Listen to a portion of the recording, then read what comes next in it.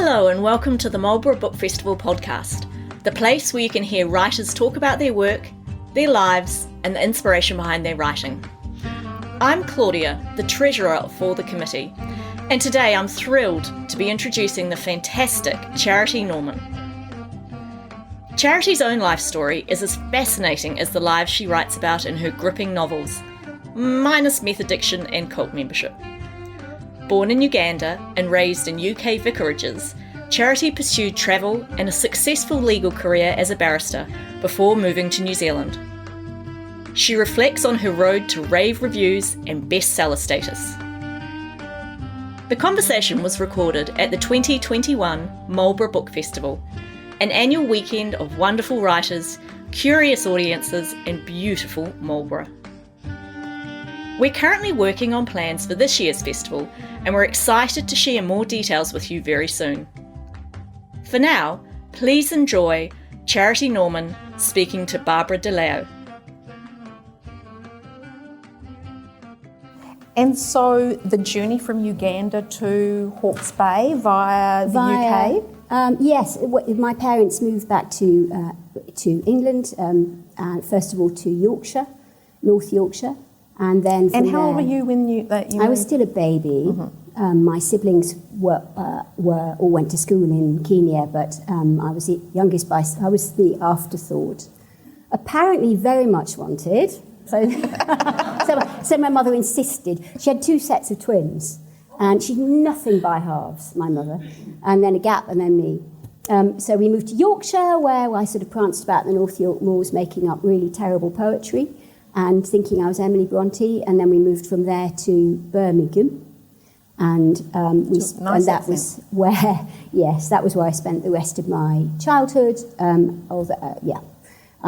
Long story. I did a lot of travelling and sort of moving around, and eventually one day I found myself in the Sahara Desert, running from a broken love affair. And there I was in the middle of the Sahara, and I was in this lorry that drives from London to Victoria Falls, and this 18-year-old Bedford Army truck, and I'm on this. Anyway, there was this mechanic, right, and he was I can see where this is going. You can see where it's going, and the boyfriend I'd left behind was called Charles, and you could take him to the races. But this mechanic, he was all he wore his overalls, he was covered in oil, and he had a tool belt, and he had this really gorgeous accent, and I remember asking him, "Where are you from?" And he said, "Waipukurau." Yeah, that's what I did. I laughed. I was like, nowhere is called that. But reader, I married him. And much to my mother's horror. And years later, he didn't want to come back to New Zealand. He'd sort of run from Waipukurau. Has anyone been to Waipukurau? Yeah. Oh, it's a lovely spot, isn't it? Lovely spot, middle of nowhere, and he'd sort of run from there to travel and to do this, and after years of that, we settled down in Yorkshire, where for 15 years I was a barrister, travelling all over the northeast, and Tim was a house husband and looked after our 3 children. And when the youngest started at school, I decided I might be able to manage to look after them. If I had this, so we decided we'd have a role reversal, and I would try to look after the children, and he could go And back this was to in the work. UK? This was in the UK, but because my earning capacity was sort of considerably greater than his, and you don't want to be poor in the UK, we decided, and anyway, we could come to New Zealand if you're not tied to the English legal system. Why wouldn't you come and live in this country, which is so beautiful? The pound was strong in those days, and the dollar weak, and so we cut and pasted ourselves from North Yorkshire to Hawke's Bay, and it was almost literally Newcastle Crown Court 1 week and Onga Onga Play Centre the next. Wow, what? Ola Ola Play Centre. Wow. You have no idea what this was. So hence we ended up in... Fabulous. So in your session tomorrow, Tess is going to look a lot more in detail about those early years and how they might have influenced your writing. But I'm really interested in your large family. So the 7 children and your parents. Tell us a little bit about what that is like, because I'm thinking about your books seem to have a multitude of characters and a lot of detail for each of those characters. Was that a reflection of your life with your siblings and your parents? My siblings are very eccentric, and so are my parents. I'm sure some of that fed into it.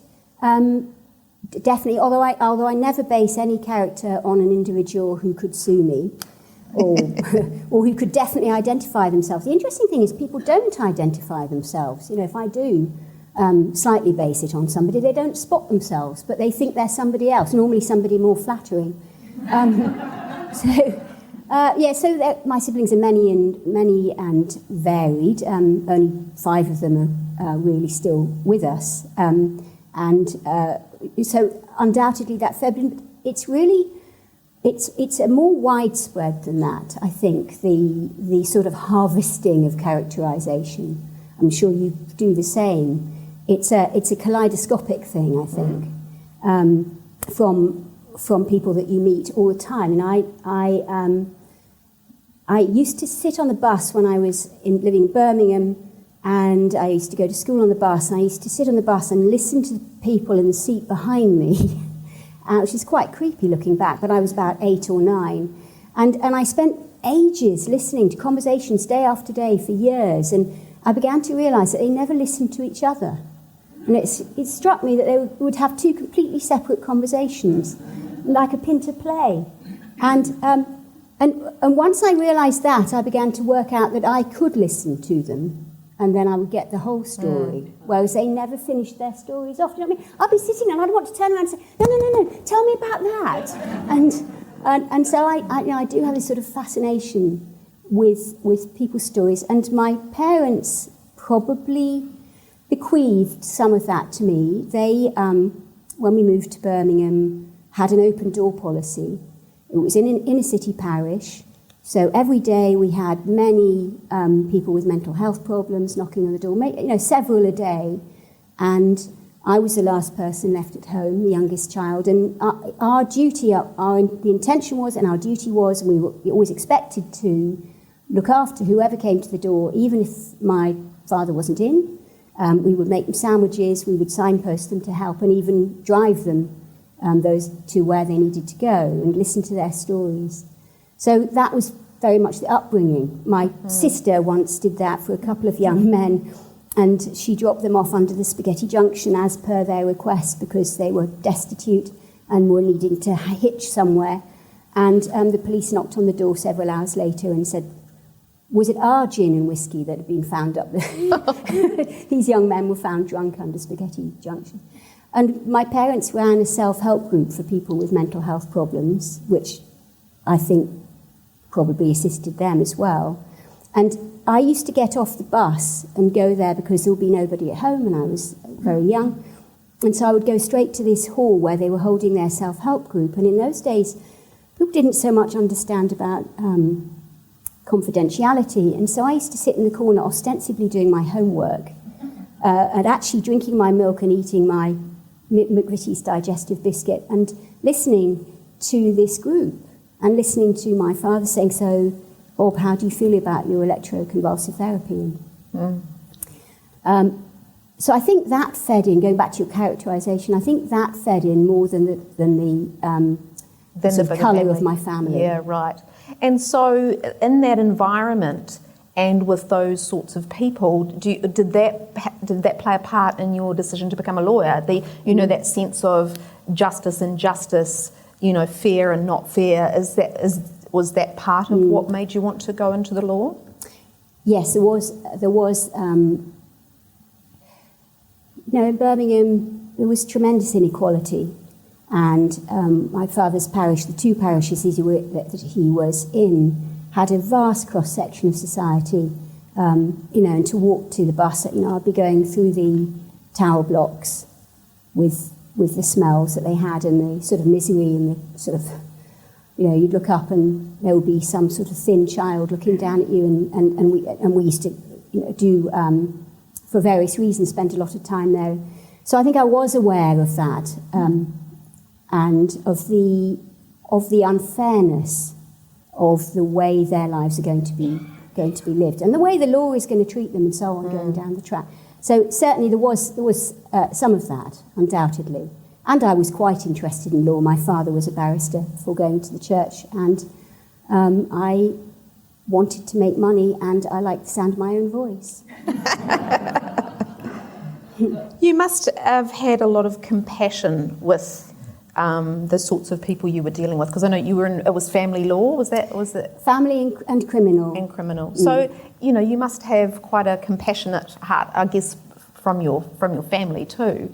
Has that, I'm thinking particularly of some of the antagonists in your books, where it would be very easy for you to paint them perhaps in a more, two-dimensional kind of a way, but they're very sympathetic, your antagonists. Good. Is that deliberate? Yeah, I think it is deliberate, although I think it's intuitive too.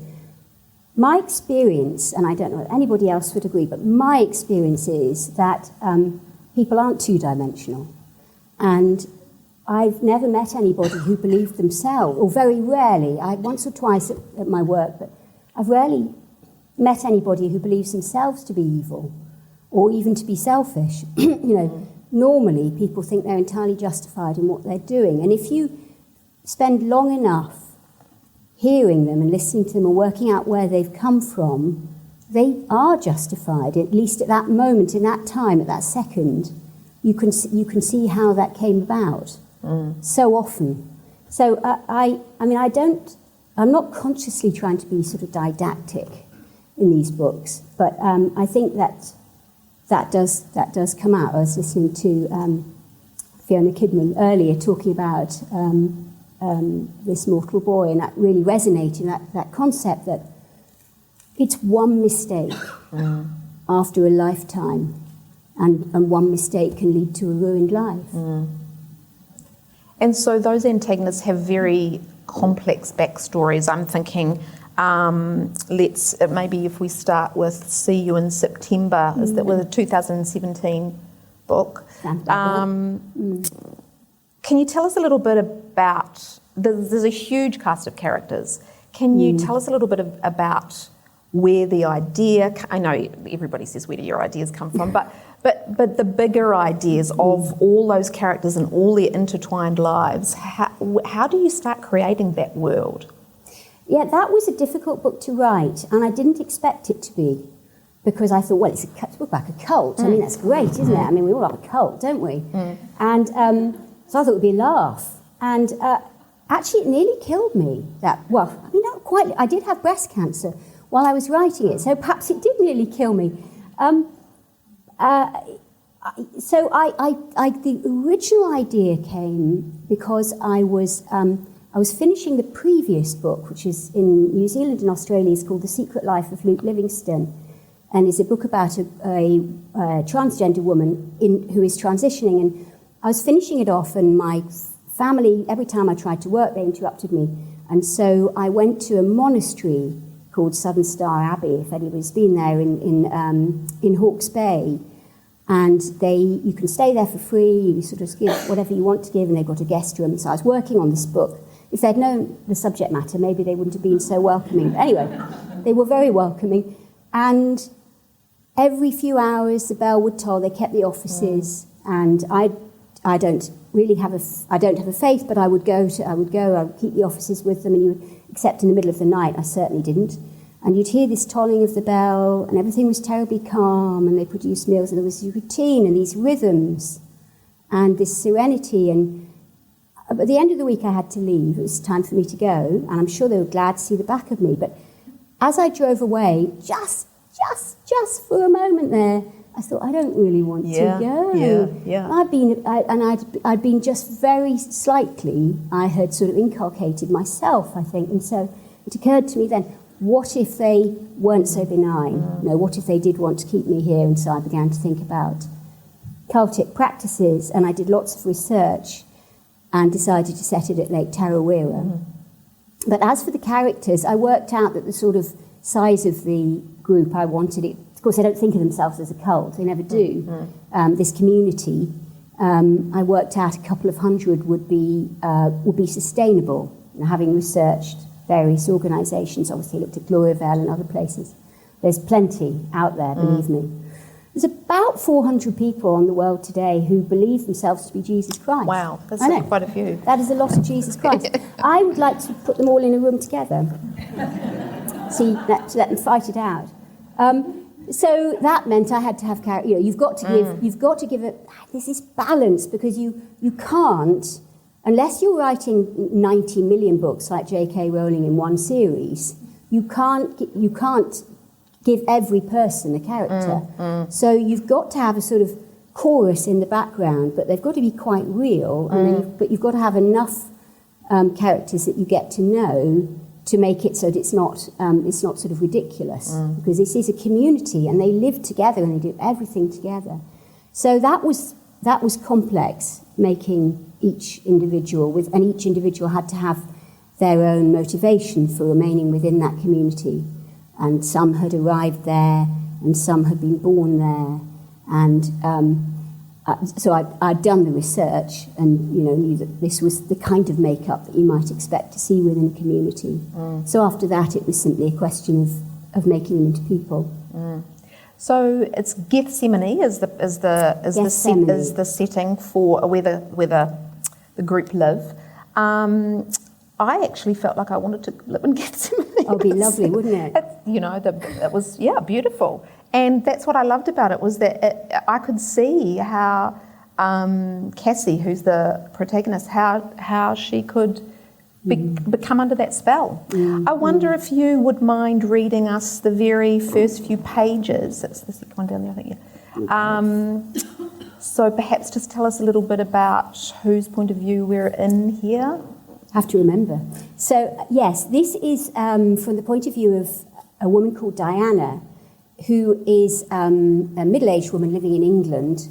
Diana is the mother of Cassie, and Cassie is a 21-year-old backpacker in New Zealand who one day, whilst hitchhiking, in fact, suspecting herself to be pregnant, she's a law student, she has an argument with her boyfriend Hamish, who's not unlike Charles that I mentioned some time ago.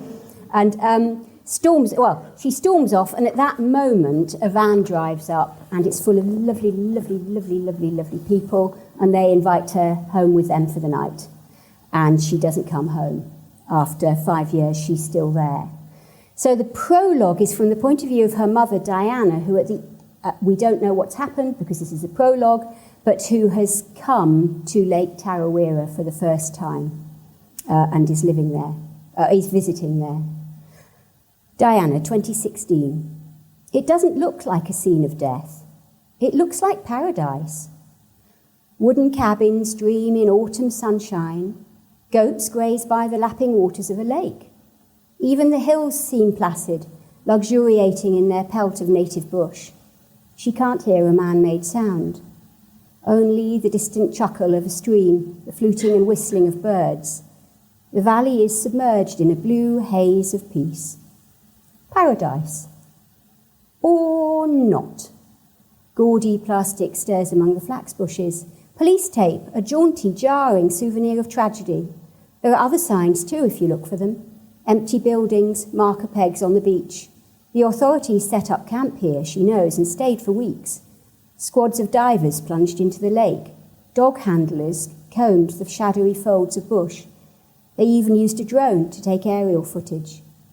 She imagines them tramping around in heavy-booted incongruity, coaxing and bullying statements from people who desperately want to forget. Until a few years ago, Diana had never heard of Justine Calvin. She'd never dreamed that events in a valley on the other side of the world could decimate her family. She and Mike were pretty bog-standard people in those days. They'd been married longer than the national average, got through his army years and come out the other side, not rolling in money, not struggling, a red brick and stucco semi in South London. Most of their worry, their focus and hope were centred on their 2 daughters. Nobody had gone off the rails, not unless you counted Tara's suspension for smoking behind the gym. No sign at all of what was to come. There's a new sound among the cabins. It's strong and clear and utterly unexpected. Someone is playing a piano. rippling complex triplets with a haunting melody woven through them. A pair of fantails swoop and dive around Diana's head as though riding on the currents of the song. In this strange and beautiful place, after so much loss, the music seems to speak of appalling sadness. It makes her want to cry. She has a photo of Cassie taken as they waved her off from Heathrow. One final picture, one final smile, a butterfly in a glass case. How fun they were yelling in the moment it was taken. Watch out for man-eating kiwis. Diana has used it as her desktop background ever since. She greets her elder daughter in the morning and last thing at night, and 100 times a day. The girl smiling out of the screen is dear and familiar and, well, she's just Cassie. Voluptuous, long-legged, quick to blush. A thick plait hangs over one shoulder, an in-flight bag over the other.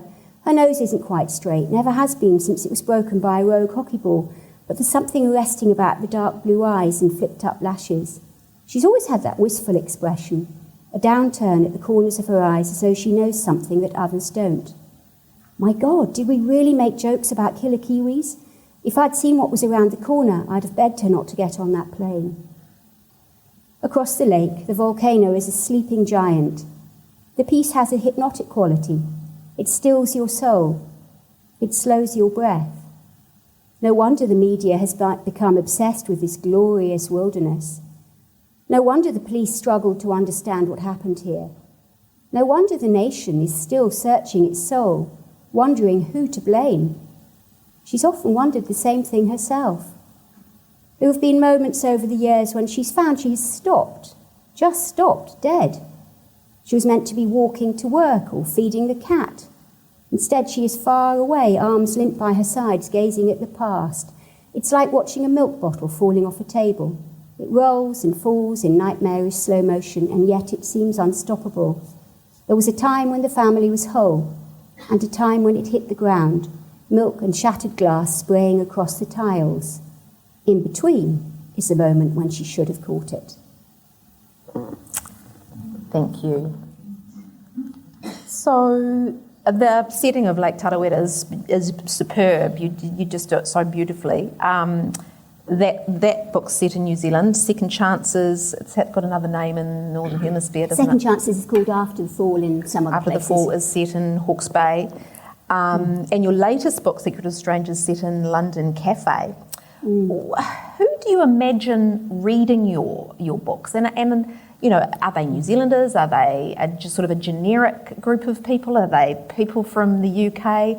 Who do you imagine is reading your books? What an interesting question. I mean, I just hope lots and lots and lots of people, really. I mean, they have been sort of translated into various languages, and you, of course, you don't always know what that will be like, you know, how that will be received culturally. I know, because statistically, you know, I have to accept that across the board, women buy more books than men. And from the demographic of the, you know, the book clubs and the people that contact me, it is largely women, not entirely. There are plenty of men who contact me as well. And it's, I mean, I don't think of myself as a writer for women, I don't want to make the mistake Jeanette Winterson did and appear to be pejorative about writing women's fiction, because then I would be cancelled. Yes, that's right. But I prefer to think that it is for everybody of almost any age. I mean, from people have contacted me who are very young, sort of 12-year-olds who have read these books. So any age, any gender, any place. And I'm interested in the genre. I mean, we sort of seem to get tied up in, you know, whether things are crime or thriller, or yours are even domestic fiction. I'm not quite sure what domestic fiction is, but do you, how do you describe your story? And are they all different? So we can't describe them all together. That's part of the problem, is they are all different, and I think it is difficult for my publishers to for the publicist to come up with a pigeonhole. Although they say the writer is the brand. Don't whether it's a charity norm, and the writer is a brand, but they are all different. And I the last couple have been involved in the NIO Marsh Awards, so but they're quite flexible. You know, they'll say, "Oh, this is a mystery," so that can go in. You know, my agent the other day wrote and said, "Oh, this is yet another." I've just sent my latest book to her, and she said, "This is yet another wonderful." How did she put it? A drama with a mystery at its heart. That's it. And I couldn't help thinking, so it's going to sound as though I'm on my soapbox, but sometimes I think that when a man writes a book about a family drama, it's a Trojan horse into which he has brought powerful and universal, important themes. And when a woman writes a book about a frigging cult, it's a family drama. It's a family drama. It's domestic fiction. With heart. It's a mystery with heart. And and domestic fiction. So tricky. Yeah. I'm interested because last night the panel was fabulous. It was anybody, but quite a few of you would have been. But I was interested in one of your comments, and maybe it was just tongue-in-cheek and throwaway, but you referred to the other authors as proper authors. What did you mean by that? What did you mean by that, Charity? Well, there were some, very august people. There were august people. I mean, but why are you not a proper author? Well, it was false modesty on my part. That's the fact. It wasn't anything to do with, your books are commercial. Do you see a divide in? Do I see a divide? Do you see the divide? And am I suffering from imposter syndrome? Well, not necessarily imposter syndrome, but that I guess I'm just wondering if in New Zealand there seems to be quite a lean towards the literary. Yeah. Most of the awards, apart from perhaps No Homage, but a lot of the awards you hardly ever see. You don't see a lot of commercial fiction in there, and I'm just wondering what's your opinion about that? No, it's a really good question, and it wasn't entirely false modesty. I suppose there is always. I suspect all of us have a bit of imposter syndrome. I think it's pretty ubiquitous, and there were a lot of august people there. But yes, I think there is this divide. I think possibly more so in New Zealand. You've been Richard and Judy's book club, yes. BBC Two, a number of times. Several times, yes. But New Zealand, I don't. You've been nominated for No Homage. Look, these books are fabulous. Why do you think? Why is there that I'm divide? not sure I'm the right person to answer that question. Yes, it's probably not a great idea for me to answer that question, because I do have, yes, sometimes I do have views about that, and it is sometimes those books which get a lot of airtime in New Zealand aren't books which are being read as widely as my books, and that's right. That's for sure. Yep. Globally, some of them, of course, are massively successful. And I think that the line, it's my feeling that the line between commercial and literary fiction is pretty blurred. I try to aim for a sort of bullseye right in the middle. Now, this is hardly Mills and Boon. There's a book about a woman transitioning. I've got a book about a man who's hit his wife, and as she's going down, she's killed, and it's about what happens next. These are actually important themes. Of course, they are. And so I sometimes wonder whether commercial success becomes a bit of a sort of dirty concept, dirty word. But I don't know. As I say, I shouldn't be answering that question. Ask some of the real authors. So your latest book, not the latest that you've been writing, because you have just finished one, have you? I've got to deliver the latest draft by kind of next week, or the week after that, or something awful. So Secrets of Strangers came out just before lockdown?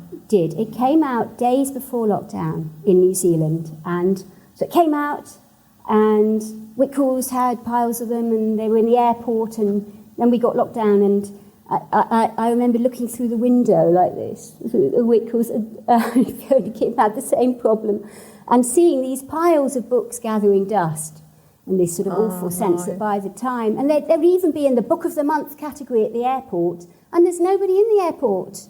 And there's there's me sort of rather pathetically putting up my photo of myself with my books in the airport, and no bugger is flying anywhere.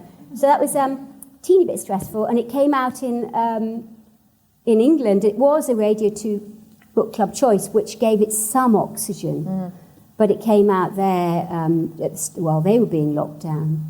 So I had this bizarre experience of talking to Joe Wiley at Radio 2 on the phone at 6 a.m. in Wellington, and we had come out of lockdown. We were living normally, and they weren't. And she treated me like the Messiah. She said, "What's it like? What's it like?" And then she talked to me during the sort of ad break, the music or whatever it is they do on Radio 2. And afterwards, I heard her saying to the listeners, "I've just been talking to Charity, and she says to tell you, it will end. It is coming. It is coming." I could be one of the 400 Jesus Christ. I suppose the really spooky thing is that the story is its own lockdown, isn't it? It's set in a London cafe. Maybe you can tell us the premise. A lockdown for a lockdown. A lockdown for a lockdown. So the premise of this one is, it was inspired by, but that's probably a matter for tomorrow, what it was inspired. It was inspired, I'll tell you very briefly, by the Napier Siege, 2009. So you lived close by? I lived close by. I was obliquely involved in that. But the premise is there's a cafe in London, Tuckbox Cafe, South London, Balham. I'm sure lots of people know Balham, really close to the tube station there. And it's a normal morning. Various people are going to get their coffee. They're commuting about 7:30. And a gunman comes in, and there's an altercation, and he shoots the owner with a shotgun, 12-bore side-by-side shotgun. And there's pandemonium. And a number of people, a small number of people, are left trapped in the cafe. And the rest of the action is about what happens over the next 12 hours in the cafe.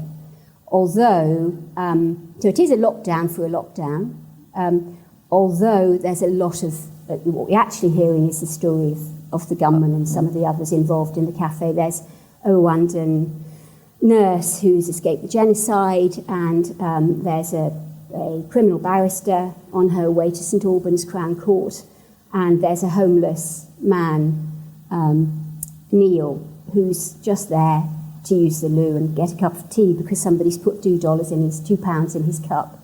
In fact, my father had found some homeless people sleeping on the steps of the church and had them living in his house, which kind of inspired me to put Neil in at the time. So that's the premise. Maybe would you read us a little piece? Perhaps just at the inciting. There you go.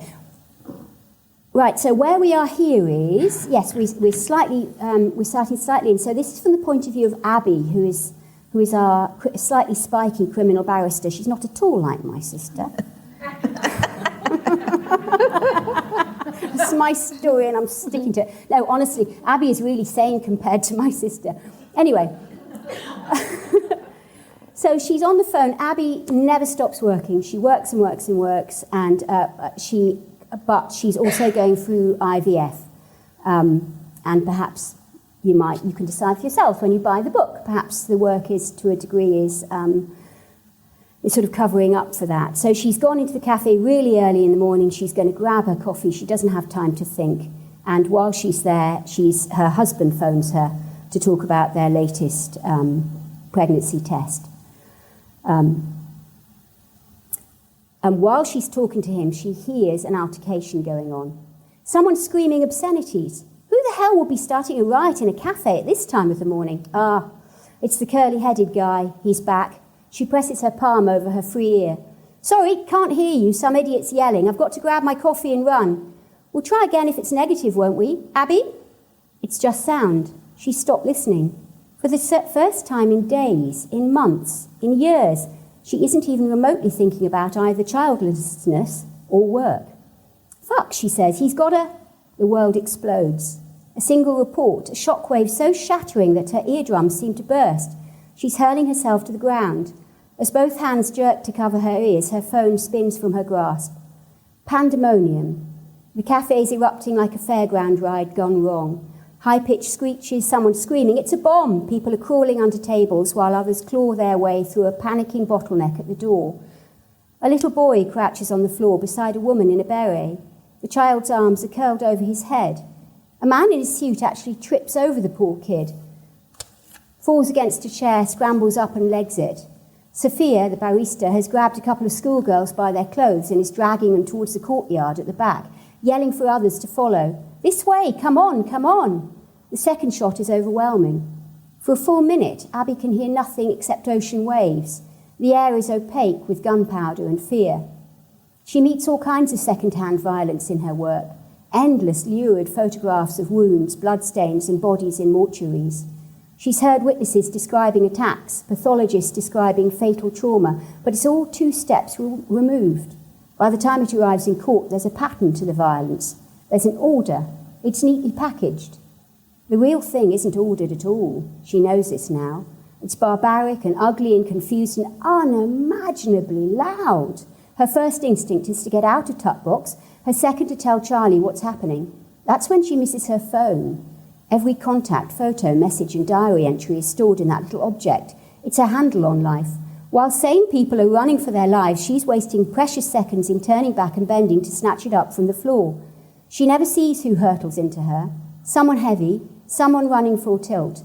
The impact knocks her off balance as she stoops, sending her sprawling, her forehead knocking against the radiator with a sickening thud. The pain is immediate. Her vision swims, her knees buckle. She's conscious, but for a moment or two her mind seems blank. It's all over. Tuck Box seems to have been abandoned. The radio is playing a jolly Christmas song, but there are no other human voices. By contrast with the Marie Celeste eeriness inside the cafe, a human herd is stampeding out in the street. Pounding feet, shouts, "Leave this area now, get back, move." Car horns, a roaring engine, a motorbike mounts the pavement as it U-turns. Painfully, dizzily, she uses the radiator to support herself as she stands up. It's okay, it's okay. The gunman will be long gone by now. She'll leave her contact details with the police, catch the next train, get to court, take in a couple of ibuprofen, and begin the Bradshaw trial. As she turns to leave, she realises her mistake. The gunman is still here. I've got to go and buy it. Find out what happens. So both those 2 books we've talked about are very complex and you've got multiple points of view. Are you an absolute plotter or do you just can you just fly into the mist and see what happens? Well, my very first book, Free and Grace, I did the latter. And I just moved to New Zealand and I was a useless mother and couldn't bake and do anything. And so I started writing and I used to wander along the riverbank and think about my characters, and this book grew organically. And it took years. And I rewrote it. Behind every sentence there were 50 ghosts. And that wasn't sustainable commercially. And also, my agent is a dragon, and she insists that she wants a synopsis, and she and her editor will pore over it, and they'll say, well, have you really thought about this? And what is this character really going to work? So I tend to have it's not a scene by scene plot. I know some authors do that, but I tend to have a story arc and a couple of pages, and there's a lot of movement possible within that. For example, the ending of The Secrets of Strangers. I don't know if anybody's read it, but the ending is not what I plotted originally. If you could see my notes, my next question is the ending. It's not the ending I was imagining either. How does that feel when the powers that be say to you, this is the way things need to be?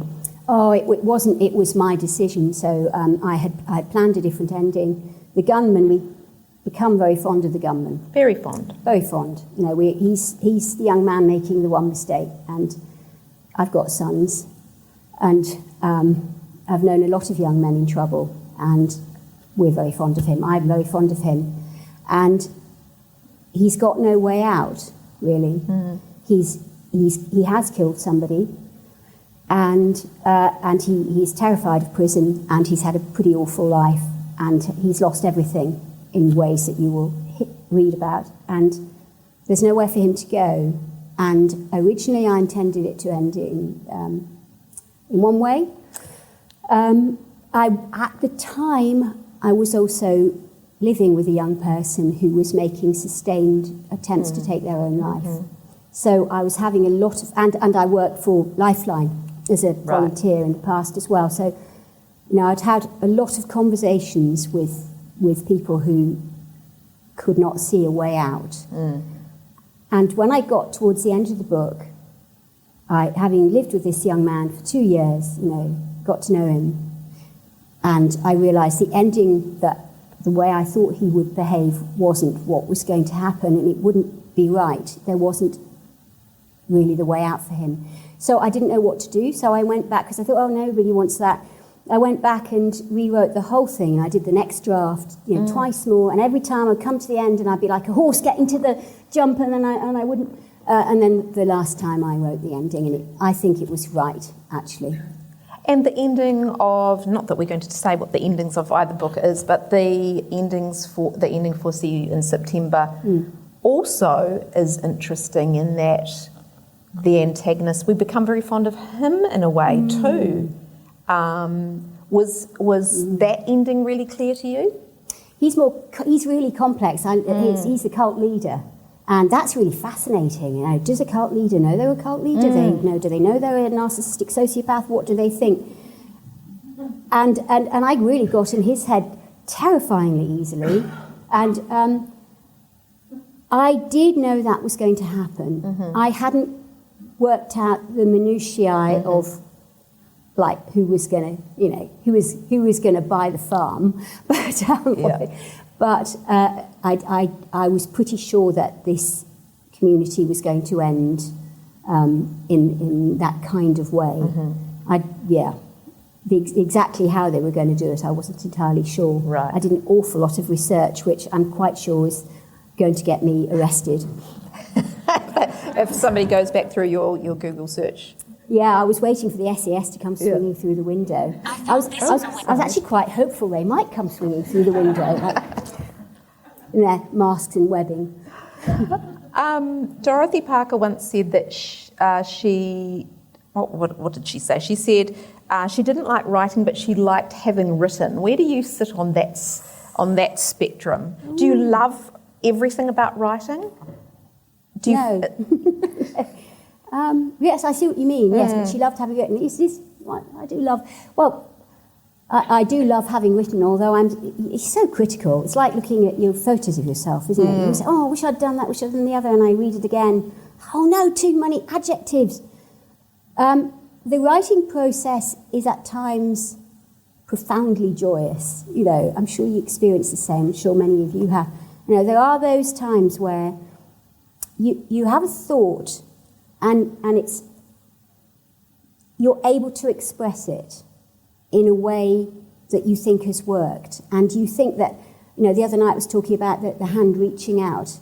And you think that maybe your hand has reached out, maybe successfully, even if only to yourself. There is that sort of satisfaction of that. And it certainly beats York Crown Court at 9 o'clock in front of His Honour Judge Rottweiler. That's for sure. And the commute to the table is short, and the dress is altogether different.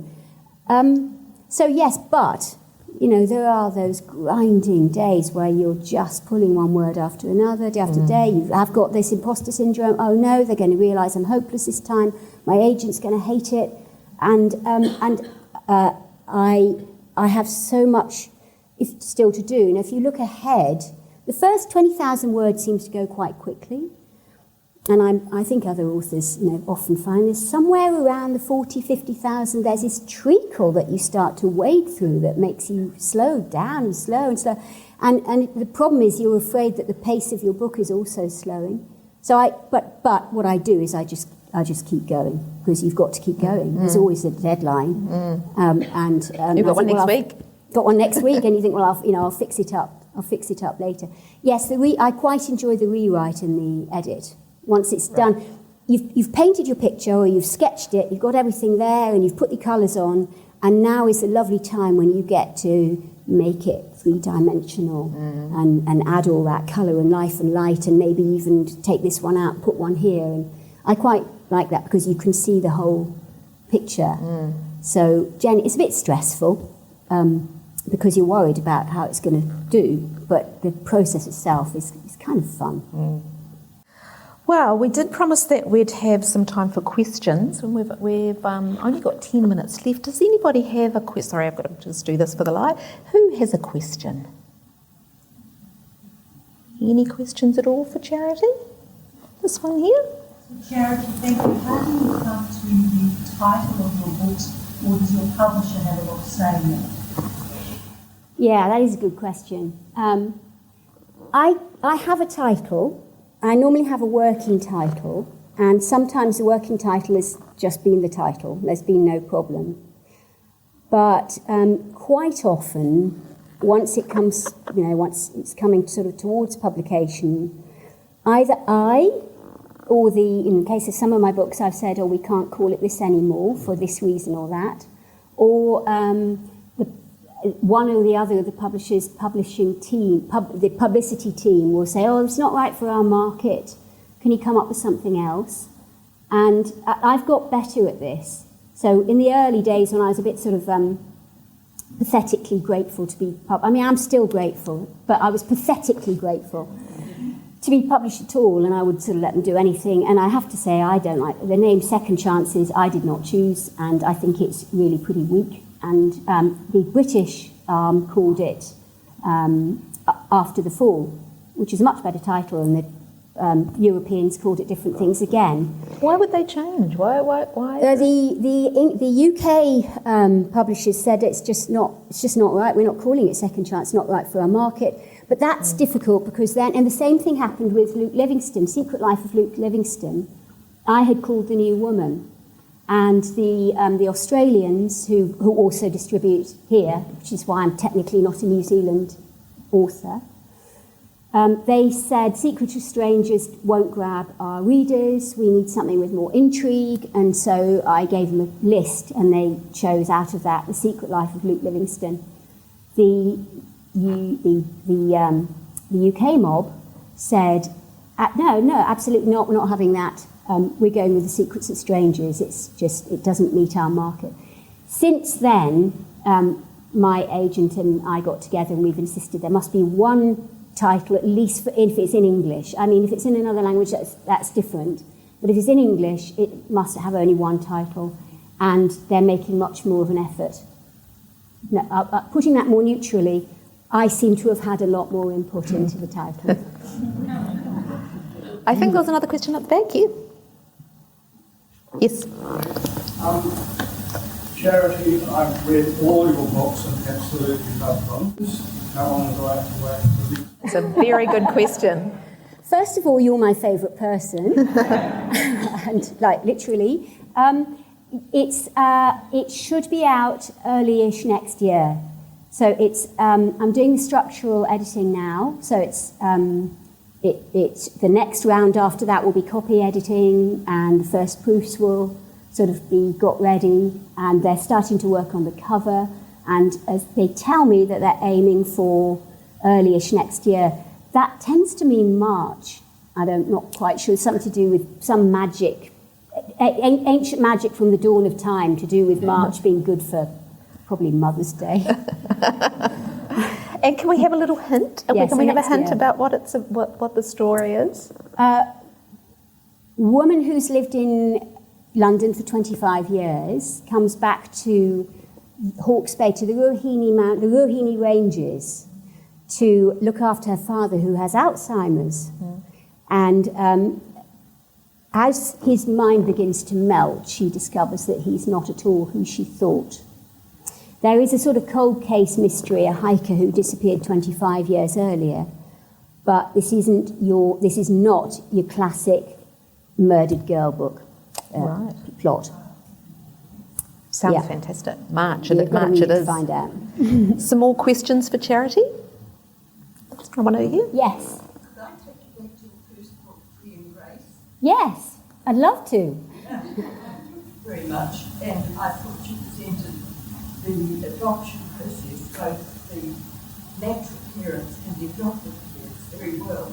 And I wonder how much, when you had experienced adoption, how much research you had to do for that. That's a good question. I, as a barrister, I did quite a lot of adoption work, both to a degree in the criminal courts, but particularly in the family courts. So I had spent a lot of time with people whose children were being taken away from them. And often young men, going back to the young man theme, you can lock a young man up for 10 years and he'll might be quite stalwart, but take his child off him and he will collapse. So I'd done that, and I'd also worked with adopted parents. But my sister adopted 2 children. So I was very aware of what that was like, and the setbacks and the terror of that, the concept that you get ready and then you might not be going to happen. I've got other family members who had adopted children also. So a mixture of the two, and I did also do quite a bit of research. That was going to be called the freeing originally, because in English law we used to have a freeing hearing where a child is freed and it's sort of cut free from the parents. It sounds barbaric now, but we'd do a freeing, and the concept was that the child would be free before it would be placed, that he or she would be placed for adoption, and then you didn't get this awful situation where the birth family, might still derail the process, if that's the right thing to happen. But while I was writing the book, freeing hearings were abolished and changed for something else. So it got changed to a placement hearing, and I thought the placing didn't sound quite so good. So that was one title that got changed very late on. Anyone else? Over here? You set a lot of your stories in New Zealand.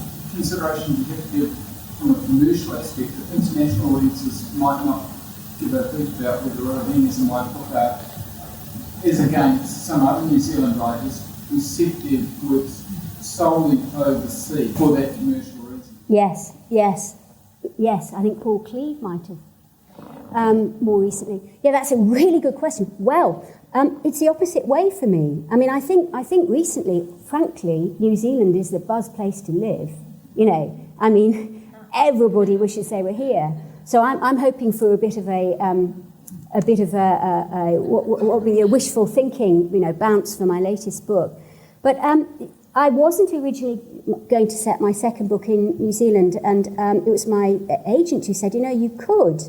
There's a lot of sort of wanderlust and people wanting to read about it. If you can make it engaging enough, that will be that. Why don't you give it a go? And so, to my surprise, I found that those books have done really well overseas. I do think that New Zealand is viewed in a really positive way, generally, and there's an escapism, I think. So whether it will carry on working for me, I'm not sure. And certainly my most recent biggest success was Secrets of Strangers, which is set in London and is very London. So, it may be that can't go on forever, but it certainly has been, I think it has appealed to the escapist in these slightly difficult days that we're living in for the last 20 years. More questions? I've got one for you, Charity. What do you read, and has that changed since you've been a writer? I read.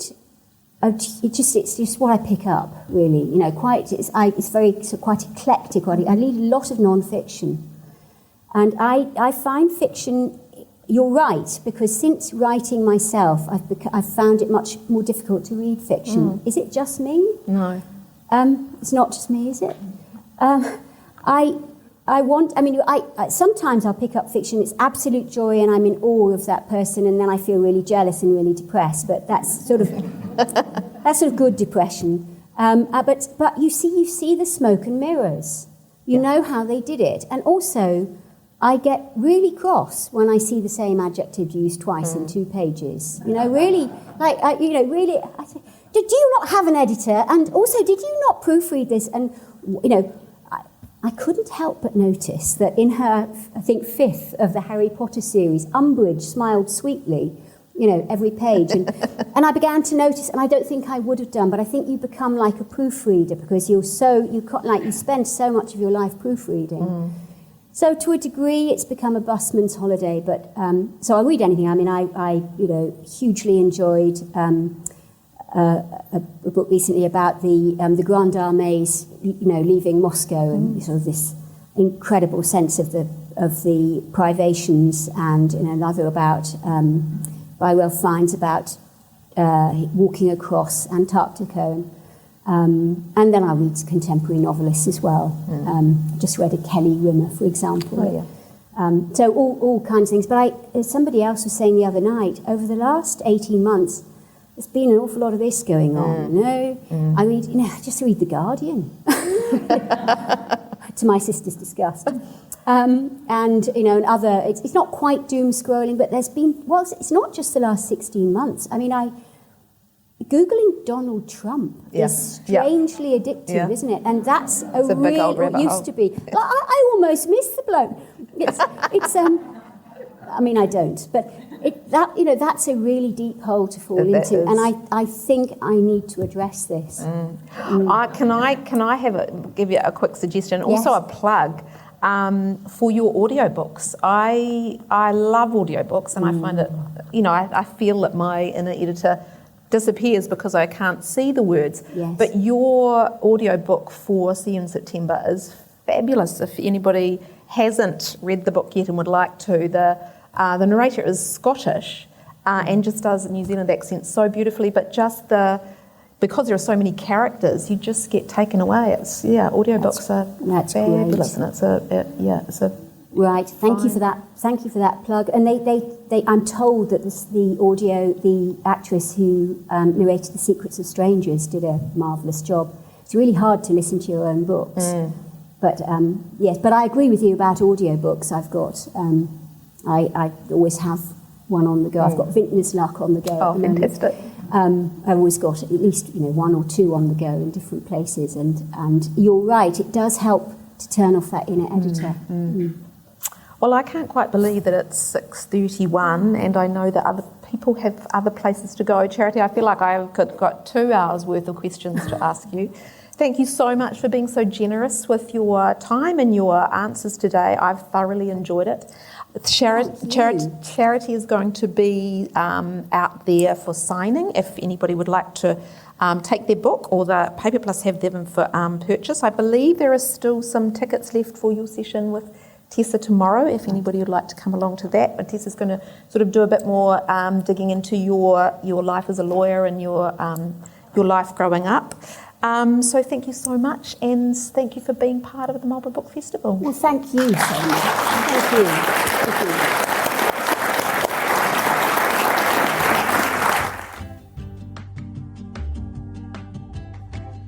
That was Charity Norman speaking to Barbara DeLao at the 2021 Marlborough Book Festival. A big thanks to all the writers that have supported the festival, as well as the audiences that attended in person or listened online. If you'd like to learn more about the event, head over to marlboroughbookfest.co.nz. And if you've enjoyed this podcast, please like and subscribe and tell a friend. Thanks for listening.